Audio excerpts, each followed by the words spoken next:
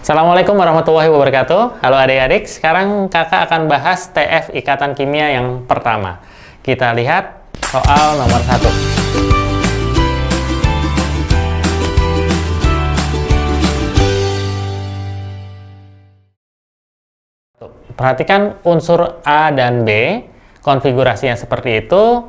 Rumus kimia dan jenis ikatan yang dapat dibentuk oleh atom A dan atom B adalah, kita lihat konfigurasi A, 1s2, 2s2, 2p6, 3s2, 3p1, berarti elektron valensinya adalah 3p1.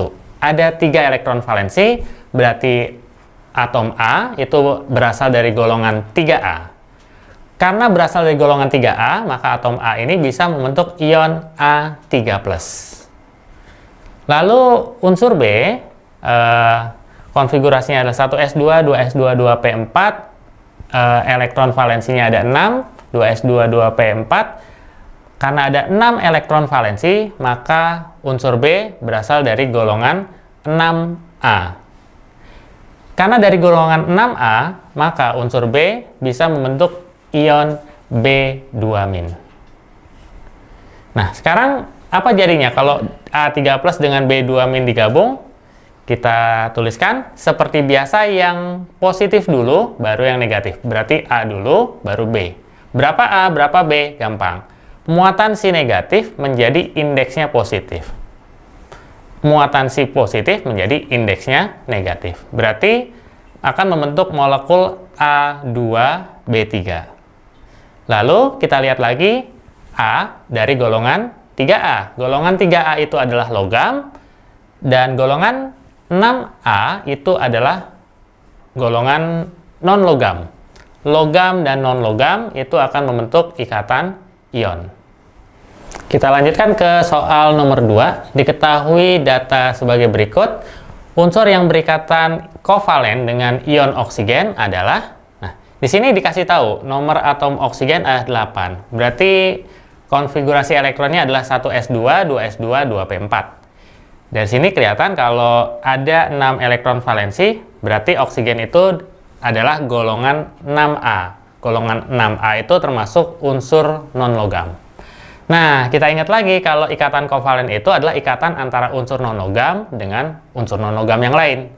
Berarti tugas kita adalah mencari unsur non-logam yang mana? Yang A sampai E. Kita tuliskan dulu konfigurasi masing-masing. Yang A nomor atomnya cuma 1, berarti konfigurasinya adalah 1s1. Lalu ada B nomor atomnya 12, berarti konfigurasinya adalah Ne 3s2. Lalu C nomor atomnya 16, berarti Ne 3s2, 3p4. Lalu D nomor atomnya 19, berarti Ar 4s1. Dan terakhir ada E nomor atomnya 38, berarti konfigurasinya adalah Kr 5s2. Dari konfigurasi ini kita bisa tentukan golongan berapa A, B, C, D, E ini. Kita lihat yang A itu konfigurasinya adalah 1s1, berarti dia golongan 1. Dan kebetulan yang D juga 4s1, berarti juga golongan 1A. A dan D golongan 1A. Lalu B 3s2 berarti golongan 2A. Kebetulan sama dengan yang E, 5s2 juga golongan A. Dan yang C, 3s2, 3p4 ada 6 elektron valensi, berarti golongan 6A. Dari golongan ini kita bisa tentukan mana yang logam, mana yang non-logam. B, D, dan E itu adalah unsur logam. Nah, uniknya A, dia memang golongan 1A, tapi periode 1.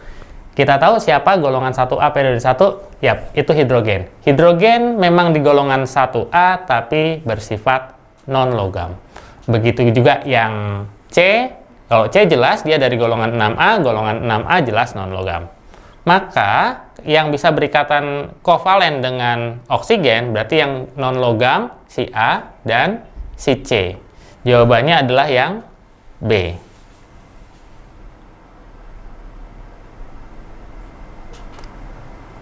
Lanjut, soal nomor 3. Senyawa kovalen berikut yang atom pusatnya tidak mengikuti kaidah oktet. Nah, berarti kita harus gambarkan struktur Lewis masing-masing senyawa tersebut. Yang pertama, NH3. Atom pusatnya adalah N punya 5 elektron valensi, H punya 1 kali 3 tambah 5, 8. Kita gambarkan 8 elektron valensi. Kita mulai dari ikatan tunggal, 2, 4, 6, satu lagi jadi PeB, 8. Kita lihat, N ternyata sudah oktet, lalu hidrogen juga sudah duet, berarti semuanya sudah oke. Terlihat atom pusatnya mengikuti kaidah oktet, berarti yang A bukan jawabannya. Lalu yang B, H2O, atom pusatnya adalah O, oksigen punya 6 elektron valensi, hidrogen punya 1 kali 2, 2 tambah 6, 8 juga. Kita gambarkan elektronnya, 2, 4, 6, 8. Kita lihat atom pusatnya oksigen sudah oktet. Berarti jawabannya bukan yang B juga. Lalu yang C, SF4. Sulfur punya 6 elektron valensi, F punya 7 kali 4, 28, tambah 6 jadi 34. Kita gambarkan dulu sebagai ikatan tunggal, 2, 4, 6, 8, 10, 12, 14, 16, 18, 20, 22, 24, 26, 28, 30, 32, 34. Nah, di sini, biar lebih jelas, kakak ubah warnanya. Nah, terlihat kalau S itu punya 2, 4, 6, 8, 10. Ada 10 elektron di sekitar atom pusat, di sekitar atom S. Berarti yang atom pusatnya tidak memenuhi oktet adalah SF4. Gimana dengan yang D sama E? Kita lihat. N jadi atom pusat, N punya 5, F punya 7 kali 3, 21, tambah 5 jadi 26. Kita gambarkan ke 26 elektronnya, 2, 4, 6, 8, 10, 12, 14, 16, 18, 20, 22, 24, 26. Kelihatan kalau semuanya oktet, N-nya oktet, F-nya oktet. Berarti bukan yang D. Terakhir yang E, CO2. Karbon punya 4 elektron valensi, oksigen punya 6 kali 2, 12, tambah 4 jadi 16.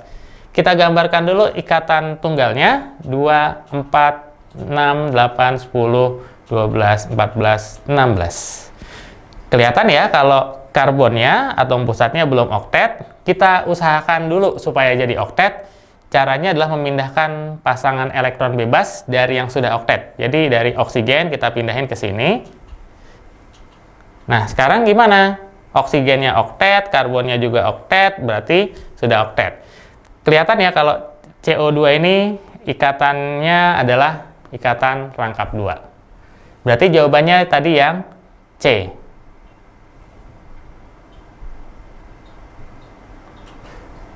Terakhir, nomor 4, molekul NH3BF3 terbentuk ketika amonia direaksikan dengan boron trifluorida. Jenis ikatan yang terbentuk dalam molekul tersebut adalah, berarti kita gambarkan lagi struktur Lewisnya, NH3BF3. Seperti ini, B jadi atom pusat, N juga atom pusat. Sekarang, ada berapa elektronnya? B punya 3, N punya 5, 5 tambah 3, 8, F punya 7 kali 3, 21, 21 tambah 8 jadinya 29, ditambah 3 lagi dari 3 hidrogen, 29 tambah 3 jadinya 32. Kita gambarkan ikatan tunggal dulu, 2, 4, 6, 8, 10, 12, 14, 16, 18, 20, 22, 24, 26, 28, 30, 32. Sudah 32 lengkap. Sekarang periksa apakah ada atom yang belum oktet. Ternyata F-nya sudah oktet, B-nya juga sudah oktet, N-nya sudah oktet. Kalau H emang nggak bisa oktet, bisanya duet. Jadi sudah oke ya. Nah, sekarang kita identifikasi ini adanya ikatan apa aja. Nah, hidrogen punya 1 elektron, dia pengen punya 2 atau duet. Nah, hidrogen menyumbangkan 1 ke N juga menyumbangkan 1 ke H. Jadi N-nya menyumbang 1, 2, 3. 3 disumbangkan ke H. Berarti sisa 2 lagi, nitrogen masih punya 2 lagi.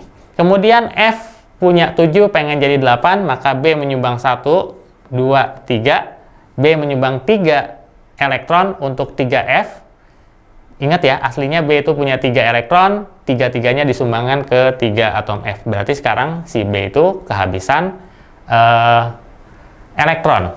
Nah, pertanyaannya, dari mana 2 elektron ini? Jelas, dari N. Tadi N sisa 2, sekarang B kehabisan. Berarti 2 elektron ini dua-duanya berasal dari N.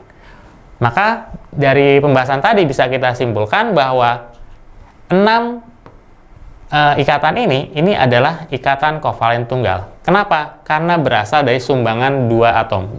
Untuk yang ini, B-nya nyumbang, F-nya nyumbang. Untuk yang atas, N-nya nyumbang, H-nya nyumbang. Jadi, sama-sama menyumbang. Tapi beda dengan yang ini. Ini, 2 elektron ini hanya berasal dari nitrogen. B-nya sudah kehabisan elektron, maka nggak bisa menyumbang ke N. Maka ini adalah ikatan kovalen koordinasi.